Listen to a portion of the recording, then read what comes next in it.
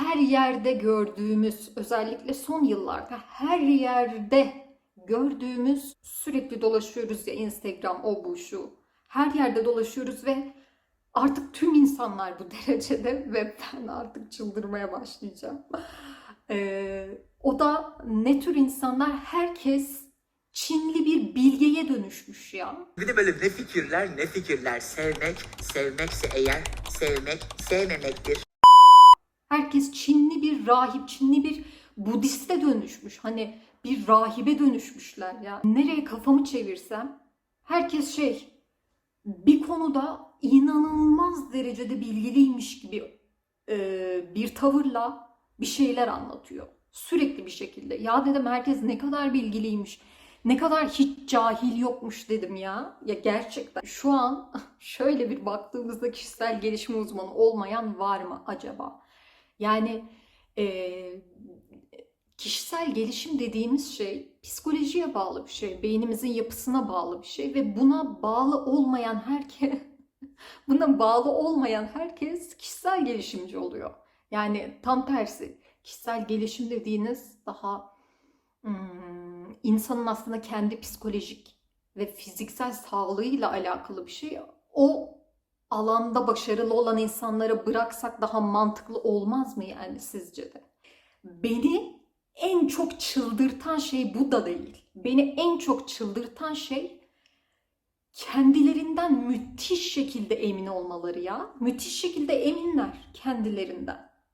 Hani anlatırken o bilgi istediğiniz kadar saçma olsun, istediğiniz kadar yanlış olsun. Hayır, öyle bir şeye bürünüyor ki. Allah Recep Tayyip Erdoğan'dan razı olsun. Bak, gelmez. Öyle bir lider ya, yaptığı hizmetleri, yaptığı emeği bak reddeden taş olur ha, söyleyeyim. Allah razı olsun. Ömrünü verdi ya. Ömrünü verdi. Müspet elle tutulur. Bugün nefret et ondan. Onun dokunamadığın bir eserinden geçmeden, kullanmadan yaşayamazsın bu ülkede. Bir insanın olumsuzlukları olmama ihtimali olabilir mi ya? Bu dünyada böyle bir şey var mı? En bilgili o ya. Böyle bir şey olabilir mi? En bilgili o. Ve bu tavır beni benden alıyor. Anlatırken mesela adam yapıyor. Veya kadın anlatırken hani kesinlikle böyle diyor. Bunun böyle olmama olasılığı yok diyor mesela. Psikoloji okumamışsın. Nöroloji okumamışsın. Ve tıp, psikiyatri bölümünde de hani bir eğitimin yok ama çok eminsin. Her şeye sahip olacaksın. Hayal ettiğin her şey senin olacak. Ne düşünürsek o bizim olacak kesin diye arkadaşlar. İnsan orada sadece şunu kaçırıyor. Şimdi biz zannediyoruz ki arkadaşlar kendimiz için düşündüğümüz şeyler bizim başımıza gelir. Yok, başkası için düşündüğümüzde bizim başımıza geliyor. Kendini eleştirmeyen insanları ciddi anlamda sevmiyorum.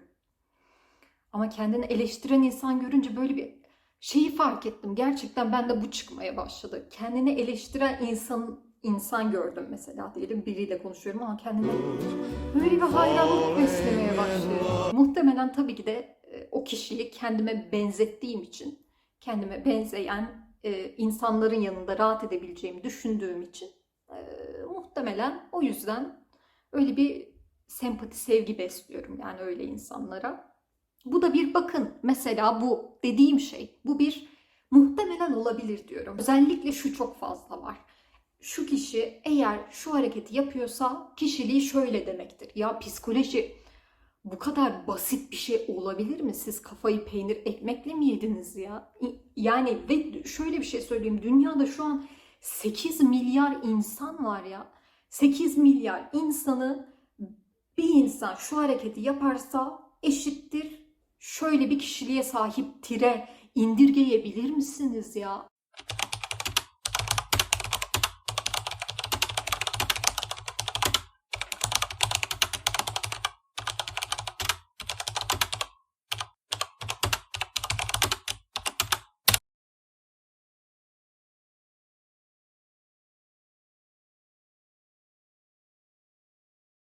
erkek beyni aslında şöyle düşünür ve kadınlar böyle hissederler ve işte 5 yaşındaki bir çocuk işte onu biliyorsunuz.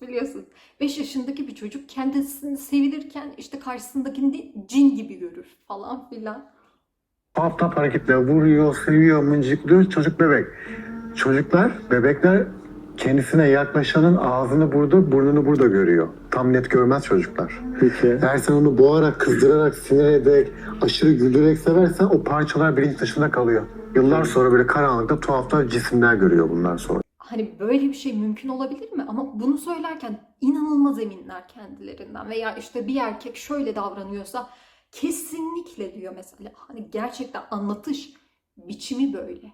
Diyor ki bir erkek böyle davranıyorsa kesinlikle böyle düşünüyordur. Vay be, 8 milyar insanı ne zaman çözdün sen? Ne zaman çözdün ya? Ne zaman çözdün? Geç abi, öbür habere geç. Gözünü seveyim ya. Geç abi. Geç. Geç.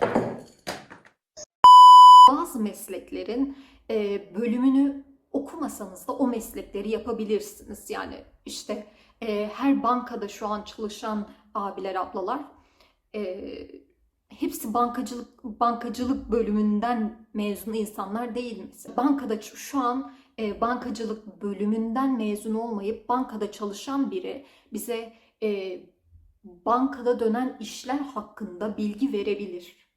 Değil mi? Ama doktorluk ve bilim bunlar arasında değil, üzgünüm yani. Veya ticaretçisiniz diyelim.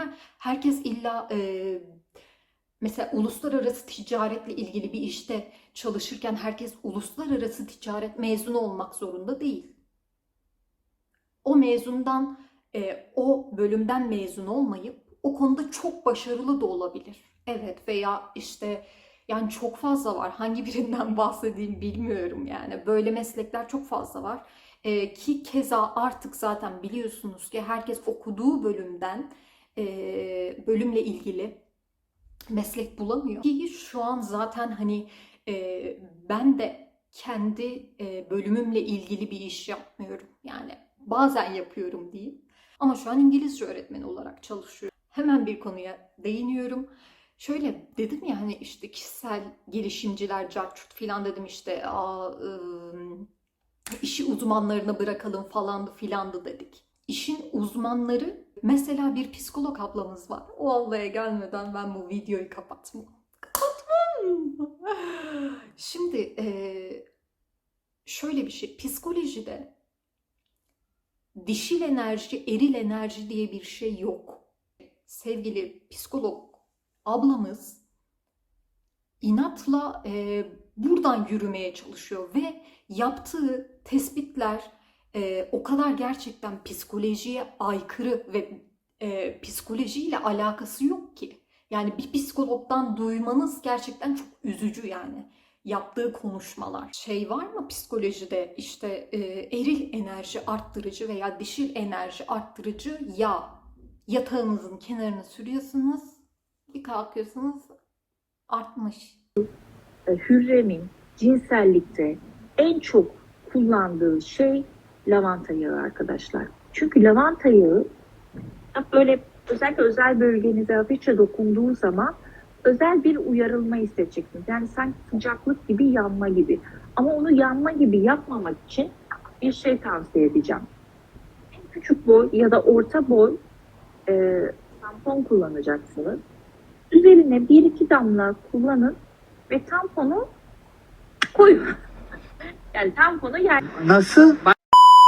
Hatta öyle ki bunu ben nereden biliyorum veya ben neden böyle düşünüyorum derseniz şu yüzden böyle düşünüyorum. Çünkü bu kişi psikolog, klinik psikolog bir insan.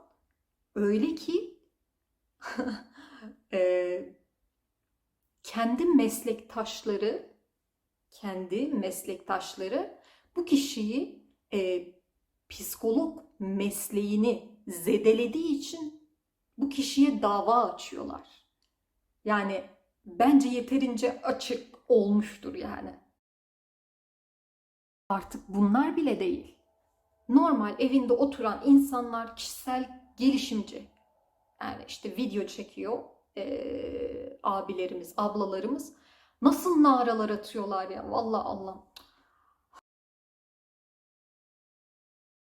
Hele şeyde özellikle yurt dışında bunu görüyorsunuz. İşte motivasyoncular.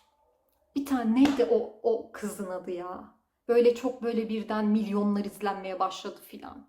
Hani böyle öyle bir konuşuyor ki hayır şunu yapmalısın, bunu yapmalısın, bunu yapıyorsan yanlış. Yanlış, kesinlikle yanlış. Çok emin ya. Yani çok emin kendisinden. Ya ben böyle bir şey görmedim hayatımda ya. Yani hani şunu yapıyorsan yanlış. Hayatına yanlış devam ediyorsun. Vay be, vay be çözmüşsün insanlığı, çözmüşsün, psikolojiyi çözmüşsün kız. Telling you once again, if you did not hear this in my other videos, if you're a victim of trauma or abuse or whatever, don't just go around and tell people because they lose respect for you.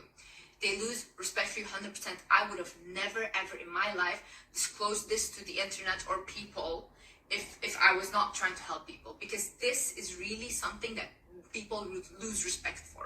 When you tell them, don't think that they feel pity for you. No, they see you as someone weaker, someone that went through something. It's really sad, but I'm telling you, this is the truth. Sizlere söylüyorum, böyle cahil taraflarınız var.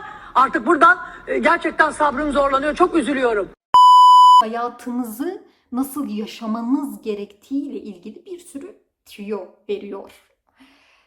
Ve hani böyle pozitiflikle ilgili tüyolar veriyor. Ama ben öyle hissediyorum. Bu ablamızı izlerken pozitiflik değil, agresiflik hissediyorum. Benim bu kişiden aldığım enerji pozitif bir enerji değil, agresif bir enerji. Bir de bir gerizekalı adamdan daha, Andrew Tate, işte nasıl para kazanabilirsiniz, işte kadınlara nasıl davranmalısınız, nasıl para kazanmalısınız. Allah, bunu aldım bir koydum amına koyayım. Adamın anlattığı şeyler ve adamın verdiği tavsiyeler psikolojik açıdan o kadar sağlıksız tavsiyeler ki. Ama yani hani adamın şeyi tabii ki de tavrı, ne diyorum hani yani. Yani demem o ki bu videonun önerisi ne olabilir? Bilmiyorum, bu videonun önerisi ne olabilir? %100 haklı olmayabilirsiniz ya. Bir düşünün.